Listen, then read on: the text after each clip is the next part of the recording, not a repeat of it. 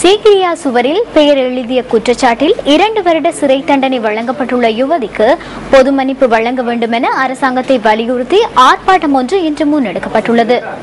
மட்டக்களப்பு சீத்தாண்டி முருகன் கோயில் முன்றலில் இந்த கவனஈர்ப்பு ஆர்ப்பாட்டம் இடம்பெற்றது. மட்டக்களப்பு சித்தாண்டிக்குடி பகுதியைச் சேர்ந்த உதயஸ்ரீ சின்னத்தம்பி என்ற 27 வயதான யுவதி சிகிரியா சுவரில் பெயரை எழுதிய குற்றச்சாட்டில் கடந்த மாதம் 14ஆம் தேதி கைது செய்யப்பட்டார். அதன் பின்னர் இந்த மாதம் 2ஆம் தேதி தம்புள்ளை நீதிமன்றத்தில் ஆஜர்படுத்தப்பட்ட அவருக்கு 2 வருட சிறை தண்டனை விதிக்கப்பட்டது.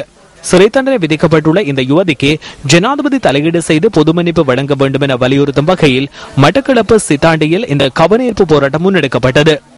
2 வருட தண்டனை அவருக்கு வழங்கப்பட்டிருக்கின்றது. 2 வருடம் அல்ல, அவரை இந்த மாத இறுதிக்குள் எங்களுடைய புதிய ஜனாதிபதி அவர்கள் விடுதலை செய்து தருமாறு நாங்கள் இந்த இடத்திலே நாங்கள் கூறிக்கொண்டிருக்கிறோம்.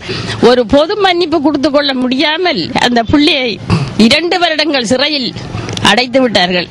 அந்த பிள்ளையை விடுதலை செய்தரணும். தயவு செய்து அந்த பிள்ளைய 2 வருடம் சிறையில் விடாமல் இந்த பிள்ளையை இம்மாத கடைசிக்குள் விடுதலை செய்ய நாங்கள் ஜனாதிபதியிட்ட கெஞ்சி கேட்கிறோம். இந்த கவனஈர்ப்பு போராட்டம் மட்டக்களப்பில் உள்ள பெண்கள் அமைப்புகளினால் ஏற்பாடு செய்யப்பட்டிருந்தது.